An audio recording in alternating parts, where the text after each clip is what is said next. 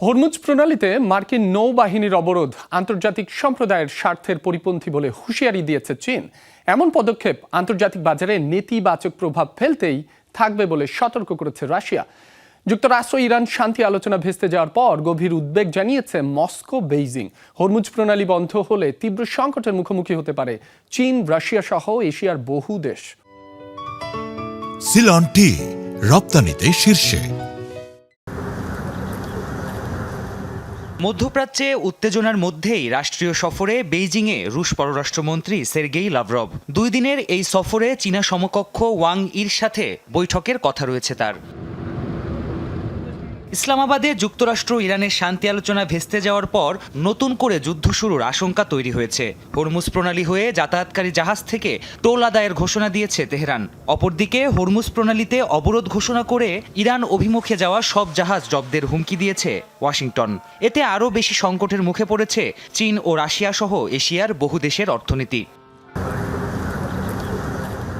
সংকটাপূর্ণ এ পরিস্থিতি মোকাবেলায় তাই বিশেষভাবে আগ্রহী চীন, রাশিয়া। হরমুজ প্রণালীতে নৌ অবরোধে ট্রাম্পের ঘোষণার তীব্র সমালোচনা করেছে উভয় দেশ।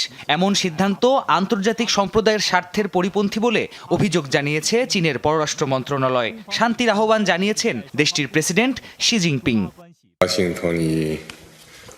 ইতিহাসে আগে কখনো ভূ রাজনৈতিক পরিস্থিতির এত দ্রুত পরিবর্তন দেখা যায়নি। মানব সমাজ এখন শান্তি ও যুদ্ধ, ঐক্য ও সংঘাতের মধ্যে দ্বিধাগ্রস্ত। মধ্যপ্রাচ্যের উপসাগরীয় দেশগুলোর সার্বভৌমত্ব, নিরাপত্তা এবং আঞ্চলিক অখণ্ডতাকে আন্তরিকভাবে সম্মান দেওয়া উচিত।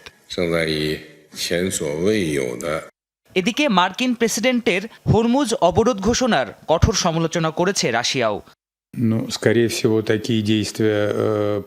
এ ধরনের পদক্ষেপ আন্তর্জাতিক বাজারে নেতিবাচক প্রভাব ফেলতেই থাকবে। খুব সহজে এটি অনুমান করা যায়, তবে এখনো অনেকগুলো বিষয়ে অস্পষ্টতা থাকায় সরাসরি মন্তব্য করা থেকে বিরত থাকছি। এমন প্রতিক্রিয়ায় বিশ্লেষকদের ধারণা, নিজ দেশের স্বার্থ রক্ষার্থে হলেও মধ্যপ্রাচ্যে শান্তি প্রতিষ্ঠায় যৌথ উদ্যোগ নিতে পারে Moscow Beijing. Pranpratim Kundu, Jamuna news.